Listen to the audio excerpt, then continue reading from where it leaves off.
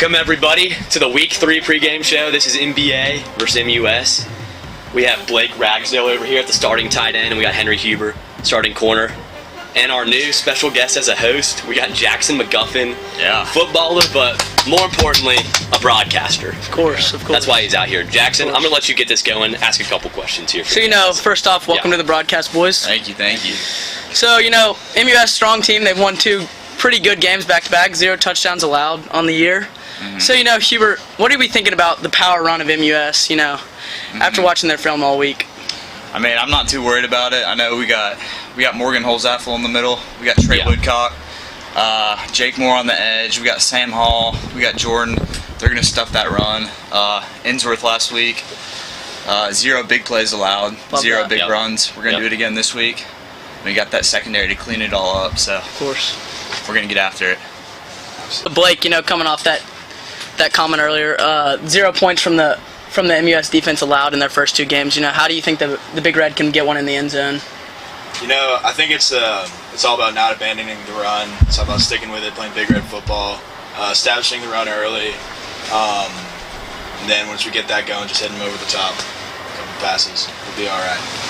So addressing number 0, Brandon Nicholson, star MUS cornerback. How do you guys think the NBA offense can get past him, and how are you guys planning on dealing with him, Blake? It's really just a matter of execution. I think if we do what we've been doing all week in practice, then we'll be able to handle them all right. It's really just being physical, getting up in his face early, and we'll be all right there. Yeah, I think we're going to pound the rock a little bit and then hit him on the edge, Hutton Durrett, put him over the top. We got Oakley McFerrin, we got Hutton Wall running in the middle, doing his thing. So I think if we pound that rock, Brooklyn has a good game. We throw it over the top, we got it. Yeah, I want to follow up about Brooklyn. I mean, we talked about him last week and his new role on this varsity team, but how do you guys personally feel about Brooklyn and, how his role has changed on this NBA team? He's had a lot of he has big shoes to fill. Yeah. Obviously. I mean, the whole offense does, but Brooklyn especially, coming off a long history of good NBA running backs. He's been good. He's working to be great. This week we're working with him in different ways. I guess y'all see on Friday night, but we're working in different ways, and we're excited for Brooklyn on Friday. Yeah, Brooklyn's a great leader, even as a junior. He's out there. We know he's going to get it done. No doubt. We know he had a few mistakes in the Ainsworth game, but he knows that too, and he's going to bounce back. So absolutely. Huber, kind of going back to Brandon Nicholson, number 0. Yeah. You see him on defense the whole game, and then he comes in for 1 or 2 plays, and I think he's scored 2 touchdowns on those plays that he's been in. Yeah. So, just keying in on him, what are you guys going to do about that? Well, we're going to see him come in the game, and we know the ball's coming to him, so we're going to be ready. We're going to be ready in the flats, ready for those screens, ready for those screening goes. We're ready for it all.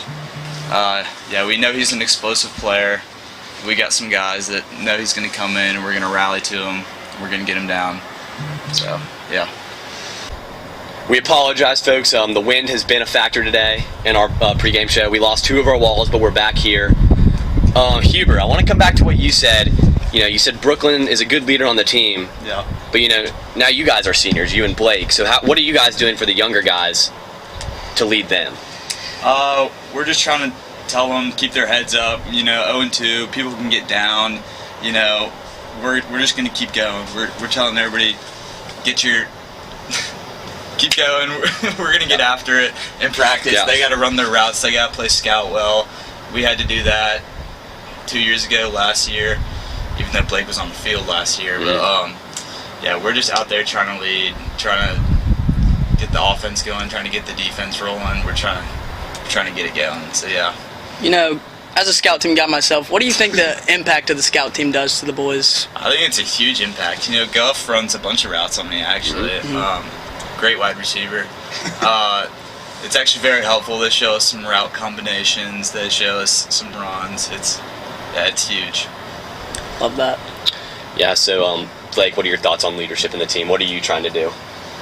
Personally, for me, it's just kind of energizing the team. You know, the offense has been struggling. I feel like that's pretty obvious. It's really just everybody keeping their heads up, keep going. It'd be really easy to give up on the first part of the season right now, but it's just a matter of just coming together as a family. Right. And really pounding the rock, as the coaches say.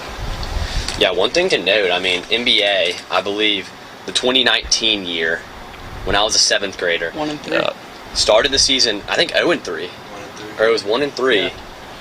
and came back, made it to the state championship. So, you know, for those of you doubting, there's absolutely no reason to. Yeah. We're going to get after it. What do you guys, Blake and Heber, think the hardest position in football is, and why? Blake, we'll start with you if you have an answer. I'd say, Come on. I'd give it top 3. I'd say quarterback, tight end, Whoa. DB. Okay. That's bad. Okay. Why? I mean, quarterback's obvious. You got to know what everybody's doing. Got to time it out exactly. It's just takes a lot of athleticism. Not really much room for error. Tight end, you got to be a Swiss Army knife. Right. You're running, you're blocking. You got to be fast. Got to have a little bit of suave to you. Would you say you resemble those qualities? I try to. Okay, good. I try my best. I like that. DB, it's just pure athleticism at that point. You know, I kind of try to put myself in the shoes of those DBs back there, just all night. Just I don't know. Something about it seems pretty tough. If a big play happens on you, then all eyes are on you. It's kind of hard to come back from that. In my opinion. Yeah, They get it exactly. done. I'm going DB, cornerback, number 1, hardest position on the field. Whoa. You're running every play. Something bad happens to you, everybody knows it. Something bad happens on the D-line, nobody really knows. As a former tight end, something happens as a tight end, nobody really we're knows. going way Unless back, you drop yeah. a pass. So, but yeah, I'm going DB, then quarterback. So yeah. McGuffin, what about you? I'm gonna go in the Chauvin defense. I'm gonna go defense. In the Chauvin defense, I'm gonna go safety. Okay. You know, it is the quarterback of the defense. And do you play safety? Yes, I'm Okay, a little you don't- biased. I'm a little okay, biased. He plays safety. Okay. But you know, you got to be smart. You know, Derry Bear's a smart dude. He knows the whole defense, and I think he plays the position really well. So I'm gonna go safety, Yeah, and then really. obviously quarterback. Yeah. Okay, switching gears here. You know, we're going to talk college game day now. The matchup of the week, we got number 8 Florida State playing number 5 LSU. Woo. LSU favored by 2.5 points. Talk to me about who you picking, and I mean, just walk me through that. Heber, we'll go left to right here. All right, I'm going LSU. Okay. I'm going SEC all the way. 2.5. They've got that on lock. They're winning that game by at least 7, at least a touchdown. That's my pick. You know, Florida State favorites to win the ACC this year. There's a lot of potential, a lot of athleticism on that team, especially on that defense. But I don't think it's enough to stop LSU's run game. I think LSU's going to win by 14 points. Kilburn. You know, those are 2 teams I hate. I'm gonna be honest. I mean, that's a tough pick for me. I think I am gonna take LSU in that one, especially by 2.5. Yeah. I don't think it's gonna be that close of a game, if I'm being honest. McGuffin. You know, as the honorary Lee Caruso, I think I am gonna put on the Tigers' head this weekend, Okay. and I think they easily cover 2.5 as well. So yeah. Yeah, well said. Last week's picks, Morgan and Hutton were both correct. Notre Dame dominated that landslide. game. Go Great Irish. picks. So we'll update you guys. Now, final question here. What do you guys have to say? A message to the fans about this Friday night. You know, just keep showing out. We love the support. We love all y'all. It really helps the team. Just show out, get rowdy. Yeah, we love y'all there. We're going to get it done. We're going to score some points this week. We're going to get it done. We're going to get in the win column. And we need everybody there. We got to be loud. We got to be rowdy. We're going to win. Love that. That's good to hear. Yeah. So everybody show out 7 o'clock at Tommy Owen Stadium. Let's go. Everybody be there. MUS versus MBA. Thank you guys for tuning in. I'm Charlie Kilburn. This is Jackson McGuffin. We want to thank Blake and Henry Heber for getting out here. Love that Thank you. voice. It was an honor, and we'll see you guys next time. Roll Red. Roll Red.